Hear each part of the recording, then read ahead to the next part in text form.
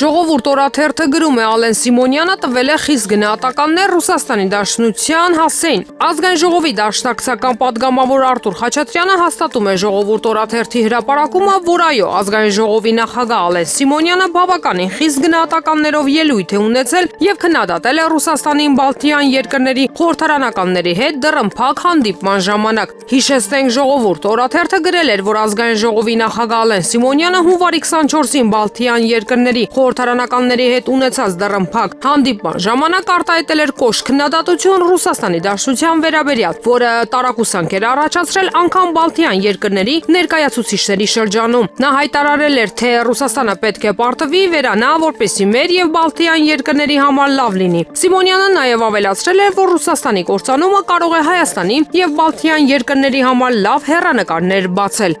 Հրապարակ թերթը գրում է ջրային կոմիտեի նախկին նախագահ Աբովյանի նախկին քաղաքապետ Վահագն Գևորգյանի խափանման միջոցը վերջերս փոխվել է։ Վահագն Գևորգյանը, հիշեցնենք, մեղադրվում է կոռուպցիոն հանցանքների մեջ։ Նրան դեկտեմբերի 20-ին ազատել էին զբաղեցրած պաշտոնից, իսկ դեկտեմբերի 26-ին ձերբակալել։ Գևորգյանի խափանման միջոցն օրերս փոխվել է պաշտպանական կողմի միջնորդությամբ։ Բանն այն է, որ մահացել է Գևորգյանի հայրը եւ որպեսզի որդին կարողանա մասնակցել հոգեհանգստի եւ հուղարկավորության արարողություններին, պաշտպանական կողմը միջնորդությամբ է հանդես եկել եւ դատարանը վարչական հսկողություն է սահմանել նրա նկատմամբ։ Գևորգյանը, հիշեցնենք, Նիկոլ Փաշինյանի կառավարության մաս կազմեց 44-օրյա պատերազմից հետո տեղի ունեցած խորհրդարանական ընտրություններից հետո ջրային կոմիտեի նախագահ նշանակվելով 2021 թվականի դեկտեմբերի 17-ին։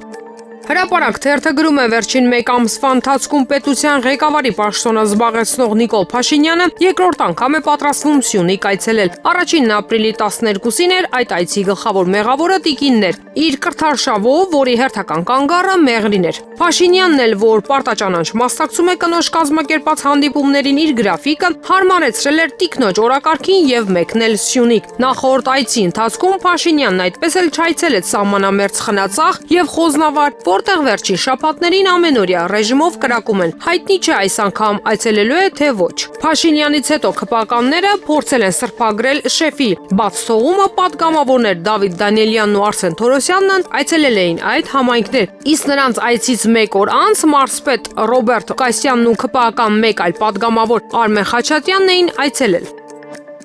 Ժողովուրդ օրաթերթը գրում է Հայաստանի Հանրապետության վարչապետի աշխատակազմը 15 միլիոն 450 հազար դրամ է հատկացրել հեղափոխությունից հետո հայտարարված քաղաքացու օրվան նվիրված միջոցառումների կազմակերպման համար։ Հարկ է նշել, որ քաղաքացու օրը նշվում է ամեն տարի ապրիլ ամսվա վերջին շաբաթ օրը։ Համաձայն գնման պայմանագրի միջոցառման շրջանակում 2025 թվականի ապրիլի 26-ին Հայաստանի Հանրապետության համայնքներում եւ Երևան քաղաքի բոլոր վարչական շրջաններում ընդհանուր 91 հարթակ պետք է ստեղծել հանրային քննարկման հարթակներ եւ կազմակերպել շենացրու պետությունը եղել օրինապահ, նվիրված ու հոգատար խորագրով քաղաքացիական վարքագծի հայրենաճանաչության, երիտասարդությանը հուզող թեմաներով բանախոսությունների շարք։ Հրապարակ թերթը գրում է 3 լուր էինք գրել ավանդական դարձած ջահերով երթի մասին։ Վերջում հպանցիկ նշել էինք իդեպ 2018-ի ապրիլի 23-ին Սերժ Սարգսյանը հրաժարական ներկայացրեց հենց այդ հաշվարկով, որ ապրիլի 24-ին խայտարակ չլինի եւ աշխարհը չտեսնի, որ հայ ժողովուրդը թույլ չի տվել պետության ղեկավարին այցելելու զոհերի հուշահամալիր։ Իսկ թե ինչու երրորդ նախագահ Սերժ Սարգսյանը հրաժարական ներկայացրեց Ցեղասպանության հիշատակի օրվա նախորդ օրը ապրիլի 23-ին, Հայաստանի Հանրապետական կուսակցության փոխնախագահ Էդուարդ Շարմազանովը պատասխանեց. Բանը բանից անցել էր, դիմացը ապրիլի 24 էր ու շատ հավանական էր, որ այդ օրը սրանք տրոլից դուրս բերեի ամեն ինչ այնպիսի վիճակ լիներ, որ մեր պետությանը ազգին սազական չէր լինի բախում անեին, մի բան հրահրեին, իհարկե ապրիլի 24-ը նշանակություն է ունեցել հրաժարականի համար։ Սերժ Սարգսյանն իրեն չէր կարող թույլ տալ, որ ապրիլի 24-ին ամբողջ աշխարհի առաջ Հայաստանում նման բաներ լինեին։ Խնդիրը միայն իրեն հուշահամալիր գնալը թույլ չտալը չէր, այլ խայտարակ չլինեինք,